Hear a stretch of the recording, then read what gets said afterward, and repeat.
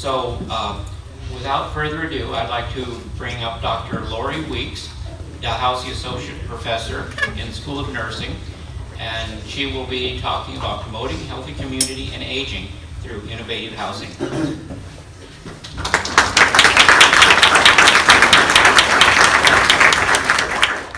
This is a list of the social determinants of health. So there's a lot of different things that can have an impact on our health. And of course, with older adults, which is my primary focus in my talk, there's a lot of things that can affect us throughout life, so that when we arrive at later life, we know there's a lot of things that can have an impact. And housing is one of those key ones. So I've highlighted housing. However, there's all kinds of other things here that are connected to housing. So social inclusion or social exclusion is a really important one. Food insecurity. There's all kinds of things that housing can kind of be connected to, for sure.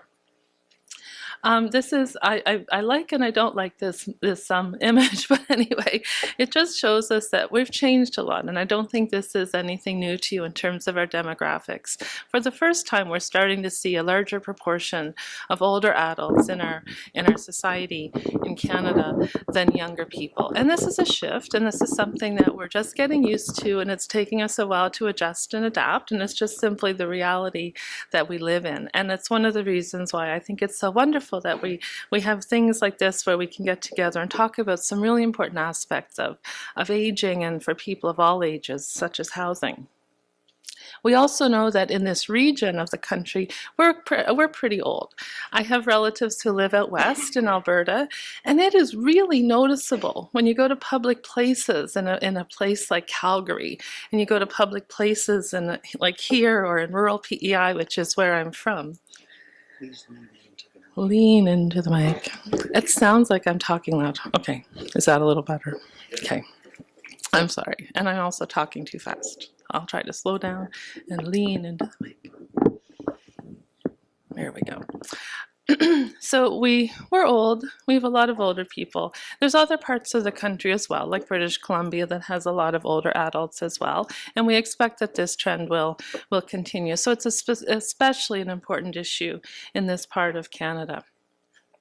I was part of a very large study that some of you are probably aware of, the ASHRA study, the Atlantic Seniors Housing Research Alliance. Some of you may have filled out our survey or participated in our research in some way, shape, or form. This was led by Don Shiner at Mount St. Vincent University. I was at the University of Prince Edward Island during the time of this work, and we did a lot of data collection in Atlantic Canada. We did a lot of surveys, we did focus groups, and we collected a lot of information. It was a while ago now. I've been a professor full-time for a long time. It was about 10 years ago that we actually collected this evidence. So it's getting a little bit out of date. The other thing was we only collected information from people who were 65 and older at that time. So we didn't collect information from younger people, and we always knew that that was really a gap in the research that we did. So we're starting to try to figure out how can we start to understand more about what younger seniors want. What does the baby boom cohort want to happen? However, our reports are still available. I think that if you'd like to take a look, you can look at those. They're still all online. And I wanted to share with you just some of the, I think, most interesting results that we found. And hopefully this will start to help us think a little bit outside the box in terms of housing and different kinds of options. So we asked, again, people who were 65 and older about 10 years ago, what do they want? And what kind of housing would they be interested in? So we gave them a description of each of these types of housing and said, would you like to live here or not? So it was yes, maybe, or no. And on the left side, I show you here just from the most popular to the least popular forms of housing that the people told us they were interested in. And then a little later on, we realized that we had asked them an open-ended question. So just simply, tell us what your ideal form of housing is. And we almost forgot we asked them that question. I remember sitting in a meeting thinking, well, oh, we asked them that. Why don't we look at that? So it was a little harder to analyze because it was just, they wrote in, things. So we had to go through over 1,000 surveys to try to come up with different categories. So I think one thing that I found with this study was that there's not one type of housing that's going to meet the needs of everyone. I think somehow naively going into this research, I thought, we're going to find it. We're going to find the thing that everyone wants. Well, that didn't happen. So I think essentially we need more of a lot of different things. We need things that, different forms of housing, different levels of affordability. Many people in our study said that they wanted to live in housing where there were only seniors. A lot of people also told us they wanted to live in multi-generational housing. There was a lot of different variation in terms of who you want to live with and the form of housing. Some of these are relatively similar, and some I think will be followed up on a lot as we go on today. The sheltered housing is really just pretty much like a senior's apartment, essentially. There would be a little bit of services, but really only kind of there'd be an emergency person, like a manager that you could contact if you needed something, kind of like the condo that I just bought in Halifax. I'm very proud of my condo, but a lot of my work in housing has really affected my own housing decisions. And I bought at Q Lofts, if any of you know Q Lofts. I love you like Q Lofts, right? It just got LEED Platinum certification, and I'm really excited about that. It didn't have that when I bought it a few weeks ago. I've only been there about a month. So I'm really proud of that it is a very environmentally friendly building. Also has lots of common areas, and it's really neat. I can give you a tour if anyone would like. It's really quite lovely. I also haven't had time to make my condo a mess yet because I haven't been there very long. So we need housing that a lot of times people want, of course, their own independent living unit. So where they have their own space, like a tiny house would provide. You have your own kitchen and living space, but you also have connection, with other people around you. Congregate housing had more services provided, almost like assisted living, except not really the personal care, but there might be meals and housekeeping and that sort of thing provided. There's also things that are really great ideas, but they're not very common in this part of the world, like Abbey Field. Abbey Field is one thing that I'll give you some examples of what that looks like. When people haven't seen it and they don't know what it is, they don't know people who live there, they're not as likely to probably choose that. I was really interested in when we asked them, what is your ideal form of housing? I think we have this idea that everyone wants to stay living in the house where they are. And I think that that's just simply not true. Because when we asked everyone, what is your ideal form of housing? Only about a third of the people said, it's where I am now. I think our government likes to tell us everyone wants to stay where they are because that's kind of in the short term, the simplest, easiest thing to do. Everyone wants to stay where they are. But that's really false information. Not everyone wants or can stay living in the house that they're in now. So we certainly need to give people more options. Some did say they want to live where they are now with more assistance. And some people really do want to live in some sort of a care facility. As much as, again, I think our governments say people don't want to do that, there is a proportion of people who want to live in assisted living or nursing care. So we need a lot of different types of housing for sure. So in conclusion from the ASHRA study, not everyone wants to stay living in the home where they are currently. A lot of people didn't want any of the options that we listed, so there's something missing, obviously. I've been really interested in options like co-housing, and I've been working in that area for a while, and that wasn't on our list. When we did this survey, we didn't even include that option, interestingly. Independent living options were very highly preferred by most people. So we definitely need more forms of housing. That housing, I often say housing that includes supports. So not just housing separately from any kind of supports and services around. So whether that's provided in the housing or can be brought in, that is, I think, really, really key. We do need to do more education about what's available and what's possible. And that's why I think some of these kinds of meetings are really helpful to get us thinking outside the box. Again, not one form of housing isn't going to meet all of our needs, and we definitely need more forms of housing of different levels of affordability. So that was kind of our conclusions from that large study. I've been trying to kind of educate myself about other kinds of innovative forms of housing, and I know some of these will be followed up on throughout the day, so I'll go quickly through some of these, and I tried to bring as many images as I could instead of just text. So this is an example of what a garden suite might look like. They've been around for a long time. The idea is that they would be a self-contained unit that can be mobile, kind of brought into the property, usually of a family member. So kind of a typical one would be where the parents or parents-in-law would have a unit like this installed in the yard or beside the home of a family member. That's not going to meet everyone's needs, obviously, as it could meet someone's needs. You need a family member with a yard where this can go. That's kind of obvious. My Q-lofts will not accommodate that if my parents want that. The yard is, anyway, so really, the yard is really on the roof, actually. So in the zoning, where the zoning is not always going to work. But for some people, I've seen these certainly in rural places like in PEI, and it can be a good option. As I mentioned, Abbeyfield is something that, as you can see, we're kind of missing off of the map in Eastern Canada from the Abbeyfield movement. This is something that's been really developed in England and has been spreading to other places. I know that on PEI there's going to be a session at the end of October about Abbeyfield. There's various people. Do you have a copy of that?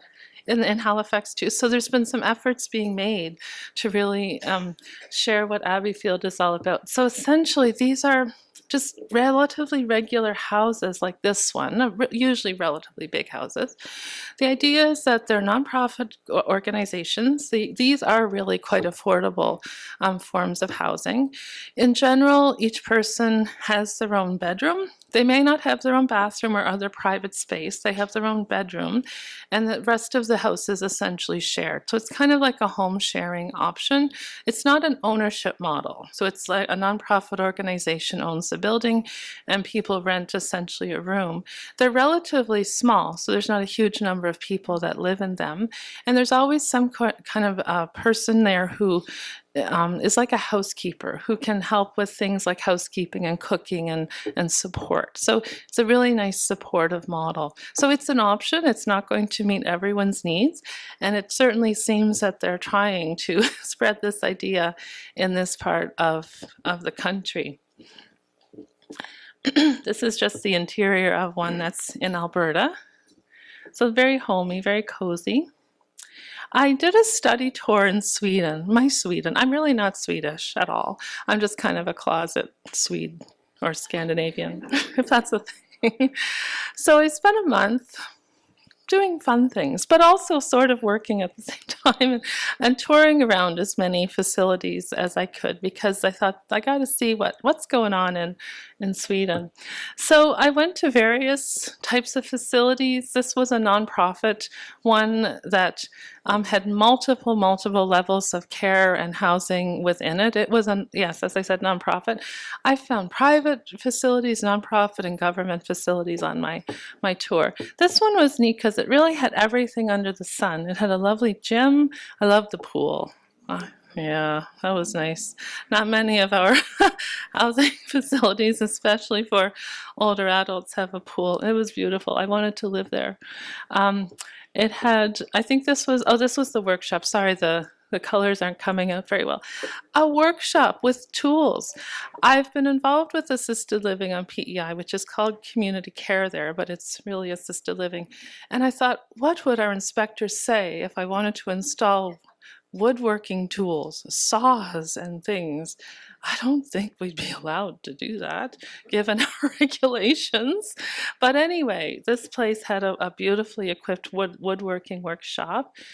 This was you can't see this at all. This is a beautiful dining room, just a private dining room. Of course, they have larger places where people could eat, but this was just a lovely, small, intimate setting that people could use if they wanted to have a smaller meal with family or such things. This is just the interior of one. You can't see this at all. This is actually more in the care part of this facility. It had multiple levels of care, and each room had to have by law a kitchenette. Even in the nursing home section, they had to have a place where you could have a small fridge and a sink and a way to make a cup of tea and that sort of thing. I thought that was amazing that they had that in. That was really required. Plus, the space requirements for each person were much bigger than they are here in Canada, I find. This was another one. This was a cooperative condominium complex for people who were 50 and older. So this was a really beautiful one that had also a lot of different types of a room for everything. There was a beautiful library, a beautiful kind of art and craft sort of area. And each one of them were required to have their own outdoor space. And most of them, this was in more urban areas of Stockholm, most of them were multi-story. If they weren't multi-story, everyone had to have their own outdoor space on the ground or a relatively large deck of some sort of balcony. And that was required by law to have that for each unit. And again, an interior of one of these units, which were very, very homey. And I'm also going to share with you co-housing. It's kind of my new favorite, I think, form of housing. You're going to hear more about co-housing as the day goes on. But I think that co-housing, to me, really combines a lot of really interesting components. It's not going to meet everyone's needs either, but I think it's a very important alternative and one that we do need to increase, I think, in this part of the country. So it has a lot of really neat components to it. The people who live there are choosing to live together and support each other and contribute to the community and receive support from the community. That's really neat. And people are intentionally wanting to live in some sort of community. And I'm really finding, just anecdotally, talking to lots of people, especially baby boomers, they want something like that, where they're not just in isolation, but they're more collective. And this might be very different than previous generations. So they can look a lot of, there's examples over there of what one can look like. They can look a lot of different ways. They can be high-rise buildings, they can be separate, into semi-detached houses, they can be duplexes, they can be row houses, they can look all different kinds of ways. But they're operated and owned and run by the people who live there. In Canada, in North America, they tend to be ownership models where each person owns their home and kind of like a condominium in a sense, owns a portion of the common areas. In other parts of the world, like in Scandinavia, they can be rental as well. So sometimes, they can choose to have so many units that are rented to other people. So yeah, it can look a lot of different ways. It's not a commune. It's not a shared economy, truly. And I think another important thing is that these are not necessarily only for older people. They can be for people of all ages, for sure. They do have common facilities, and that's, I think, a really important aspect of co-housing. So there's some form of common house where people can have space to get together, to do things like potlucks, have activities together, to meet, to be able to run the complex and things like that. Outdoor spaces, often there's guest accommodations. It's not a nursing home. It's not an alternative to a nursing home, truly. And it's really more to support people as long as you can in the community. And it really can support people aging in place, I think, for sure. So I have a lot of slides about co-housing in particular. There's lots of different reasons. There's quite a bit of research starting to be available on co-housing. There's lots of different reasons why people want to live in co-housing. I think the environmental component is something that is often a really key one for people who want to do this, for sure. They don't want to live alone. They want to be able to contribute to living collectively and receiving support from the people around them. So this is just a couple images. I think all these images are borrowed from European examples, but eating together is a really common thing for people in co-housing. In some cases, they eat together on a very regular basis. For others, it might be much more infrequent. It might be once a month. They have some sort of a potluck. For others, it might be once a week or multiple times a week, but that's a really important key feature. Most really, when people are asked about their satisfaction, most people really say that they're really satisfied with living in these kinds of communities. Now, I was asked to talk a little bit about health. And again, I think very, very broadly about health. Sorry, I can't see the small screen there, so I have to turn around like this. So that mutual support that people receive can be really, really key. I know an example in British Columbia where there are starting to be some more co-housing communities where one woman said that she had had hip surgery. And after her hip surgery, she went back to her co-housing community, and the people around her organized to bring her a meal every day. So different people took turns. For weeks after her surgery, different people came and brought a meal. And it's not always just about the meal, is it? It's about someone visiting you, checking in on you, making sure you're okay. Is there anything else you need? And that was amazing for her. That, you know, that's what something that co-housing can do. So that extra kind of support, it might help you be able to go back home and be able to stay in your home longer. In Germany, there was a study that showed that health actually was significantly better for those living in co-housing than those who weren't. I think the positive peer pressure one is more important than we might think. You've got people around you. You're not just living in isolation and not seeing other people. I think that one is really key. I really do. You know, people are kind of encouraging and supporting. It's not a it's not a negative peer pressure thing. It's a positive peer pressure thing. You know, your neighbor might go for a walk every morning, and they might invite you to go for that walk every morning. You might be more likely to go for that walk every morning if a neighbor knocks on your door and says, "Do you want to do this?" Eating together. You know, just sort of maybe there's ways to grow gardens together, and that's not something every individual person might like to do, but others can benefit in the community if you've got a really good gardener. I think every co-housing community should have a really good gardener. I think that's important. And someone to drive. I don't have that here, but I think that's another one. I've also done some research on transportation and what happens when older adults can no longer drive. If you're in a community like this, and there are one or more people who can drive, have a license, have a vehicle, and that's their contribution to the community. They might not be the gardener, but they're the driver. Isn't that wonderful? Like if you have, I don't know, 10, 20 or more people, everyone pools their skills and abilities to serve and to support those around them. Thank you, very clear. I love love those. So we've been working on co-housing, which it's been very interesting with colleagues in the region to learn about what do we know. I do think there's a recent resurgence of interest in models like this. We've some ideas about that. I just wanted to share with you a little bit about what we found. Maybe on one hand, we found nothing, but I think we found a lot. I say we found nothing because we're trying to understand what's been going on in Canada, and we started with this part of the country. And our eventual goal is to talk to everyone who's involved in co-housing, either in development or in existence in Canada. And we've done 11 interviews so far. And these are the ones that we've talked to thus far in the Maritime provinces. And as I said, we didn't really find anything in a way. None exist yet. That was very important onto its own.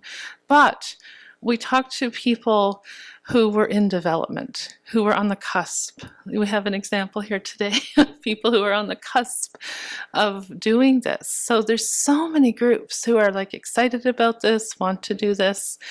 I think there's a lot of barriers in their way. I think there's a lot of regulations. I can flip through. I think you can receive a copy of my slides. I always have way too many slides. And they're going to come up with another scary sign if I don't sit down shortly. We also talked to some people, and I have some quotes here, but I wanted to just quickly show you what we kind of have put together about, maybe a little bit about why we don't have co-housing yet in this part of the country. It's hard to do something the first, when you can't point down the road and say, okay, well, there's one and I want to do something similar, or even in a nearby province where all we can say is that, well, they do it in BC. Or they do it in Quebec. So that's, I see this tiny house. Look at it, it's right there. You can see the roof. That wasn't there before. So the first one is hard. So we really have to give a lot of support and kudos to these people who are doing this first. People don't always know what it is. They know what single family houses are. They know what apartments are. They know what condos are, not where I grew up. But in bigger cities, we know what condos are, but people don't really know what it is. People talked about the East Coast culture. I'm not entirely sure what that is, although I'm from here, but maybe... but they talked about how it's just different here. We just haven't done that before. Maybe we're a little bit more conservative, small c conservative, about trying something new. They do that. They can do that on the West Coast because a bunch of hippies live there. So we have hippies here, though. I know, but they're used to that communal nature or something like that. Oh dear, so I should get extra time. Okay. Number 4 was fascinating to me. We already have strong communities. We heard some people tell us that. So why do we need to artificially create people to come together and work together in collaboration when we have a senior center or a community hall like this in our community? We have potlucks, we do this. So that was really interesting to me. There are some communities that really are very strong and resilient and come together and help and support each other, but not everyone has that. A lot of people are living in isolation and don't have that kind of support around them. And it's all about the money. It's who's going to buy land, who is going to start this. That's a challenge, certainly. Finding the right place is a really important, like, where do you do this? What's the perfect place that everyone can agree on, is available at the right price? That's a big challenge. And finding the right people. The people to be the champions, the people with the vision, and then the ability to bring all the other people on board who are going to buy a unit and everyone shares the same vision. I think that's a really interesting one because it's often about this participatory process. The whole co-housing movement is about bringing all the people together and they have this vision and they develop it, and that's challenging to have everyone on the same page, especially when it can take a long time to really keep that momentum going. So there's some barriers to it, but I think that it's a wonderful option, and I know there's going to be lots of success with co-housing. So I just thought I'd end with, no matter what age we're thinking about in terms of housing, we always want to remember this is not just for seniors. This is something that Don Shiner would always emphasize when he talked about housing. Make sure, whatever form of housing it is, it has a kitchen, a bathroom, and a bedroom on the ground floor or the main floor. So my Q loft is on the 3rd floor, but there is an elevator, so that would be considered okay. I'm not sure what happens when the power's out, but we won't worry about that right now. Think about what services are in the community or what is nearby and what can be accessed. Very, very important. And how, that's kind of got messed up. How does this type of housing really support engagement of people and social support and reduce isolation? So those things I think are really important to think about. My references are there. And do we have time for questions or do we move on? We're 15 minutes overdue right now. Oh dear. No, that wasn't you. On the health side of things, Yay! particularly mental health with Yeah. older generation, is there Mhm. any sort of plan in place or anybody looking at integrating with the community and bringing younger people in? Yeah, I think that's a really good point. As I said, some people prefer to live in housing that's only older adults, but a lot of people prefer to live in multi-generational housing. So there's no rule at this point that these have to be one model or another. There's a lot of research on it, the benefits of intergenerational connection, and that can be done in so many different ways as well. So I think that's a really good point, that it's something definitely to consider, even if it is a model that is mostly older adults, that there's ways to connect to the broader community and to ensure that there's contact with people of multiple generations. So there's a lot of benefits to that, certainly health-wise and socially in all kinds of ways. So I think that's a really good point. Yeah. So let's give a big hand to Lori. Thank you so much.